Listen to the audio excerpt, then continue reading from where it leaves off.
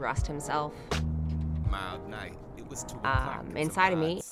Somewhere in Brooklyn, the secret side of her apartment. Lurking in the shadows was a figure crooked as they come. Thinking back on it, Alicia wished she would have had a gun. She used to turn every light off before she hit the sheets. Now she got a night light in the room and by the kitchen sink. She hasn't turned the beat on the TV or a song. It wasn't violent, but it was forceful. I was pinned to the bed. My arms were above my head.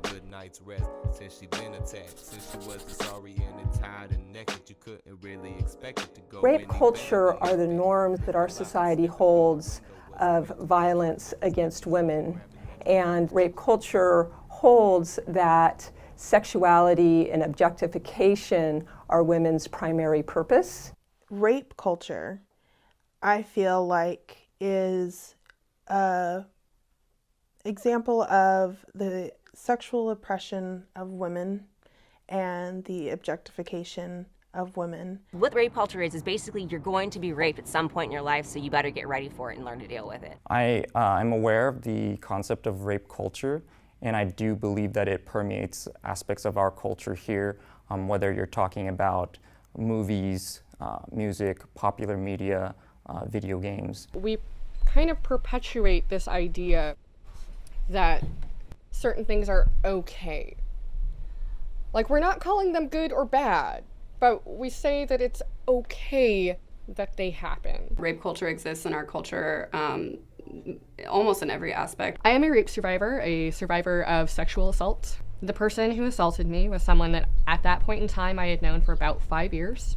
It was forceful and silent, and on my end, like, I was very paralyzed in that moment. Ultimately, no didn't mean no. He finished and he walked into the bathroom and he cleaned up, and I was still kind of checked out on the bed, not really doing much, and he laid down and he went to sleep. There's something called rape trauma syndrome, and rape trauma syndrome is an acute phase of where they might be having flashbacks or nightmares, they're crying a lot, extreme emotion, etc.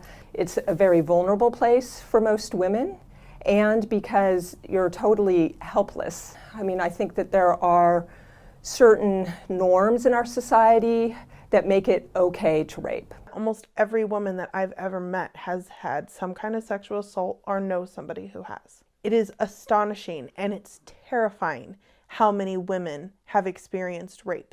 And that our reaction, my reaction to it is like, oh yeah, we've all been raped.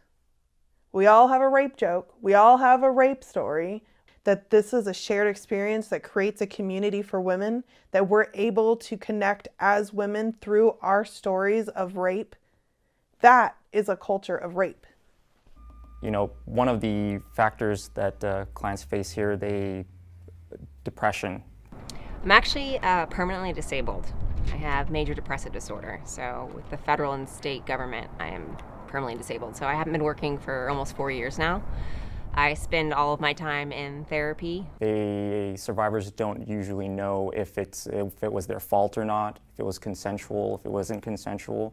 So there's a lot of anxiety around, was this my fault? Yes, I felt the rape was my fault. I was intoxicated, I was drunk. I didn't have a ride home. I depended on somebody that couldn't take care of me. Instead of calling the cops or my parents for help, I relied on a complete stranger. And I ended up getting raped. Well, because of these crimes, we victim blame. Like if my purse got stolen, nobody's gonna be like, why'd you have a purse? But when somebody's sexually assaulted or in a domestic violence relationship, we hear all the time, why didn't you just leave? Shouldn't the question be, why did this person touch this person? This just doesn't even sound real. It's hard for me to even say in my own life, being 29, having experienced 3 rapes. I've been through a lot of things in my life, and I know rape on its own is one thing, and multiple is another, but this last rape, I've never been so disturbed by something in my life because I honestly felt like I had zero control. I wake up at 9 o'clock in the morning, face down, naked from the waist down, in his bed with excruciating back pain. He's laying there next to me, and I can't tell if he's naked or not. but I'm terrified. So I sat there that morning and I honestly just was trying to convince myself that I knew what happened that night. He gets up out of bed to use the bathroom and he's naked. And I'm just realizing that I don't remember my night at all. I believe I was given GHB. Like finally deciding to come forward about this rape. From the moment I discussed what happened, there was the air of it's your fault. It's your fault for drinking. It's your fault for being in that situation. I don't feel free. I'm a prisoner. I'm a prisoner of a life I can't do anything about. And I have zero faith in our justice system when it comes to women.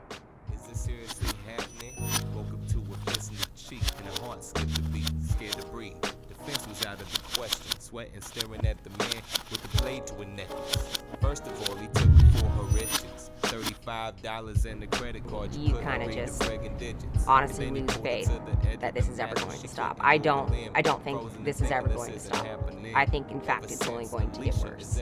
A solution to ending rape culture is a complex solution. I believe in a grassroots movement where, you know, we as individuals come together and call each other out. Hey, did you guys see that?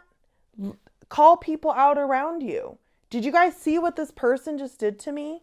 I really want more men to come into the movement. I don't want them to feel blamed. I don't want them to feel like people in the movement hate men, because that's not true. When a guy combats another guy on something like this, it's 10 times more likely to be effective than if a feminist killjoy, you know, kind of combats it at the same time. But a guy saying like, dude, that's not cool, she's not okay, they might give him a little guff, but it's more effective.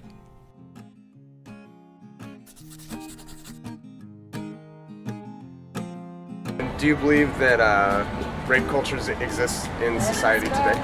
Oh yeah. Case in point. Can you repeat the sentence? Oh. That's exactly why we're doing this interview. That's the most beautiful lady in So Sacramento. keep walking, sir. Keep walking, sir. Case in point. What was the question?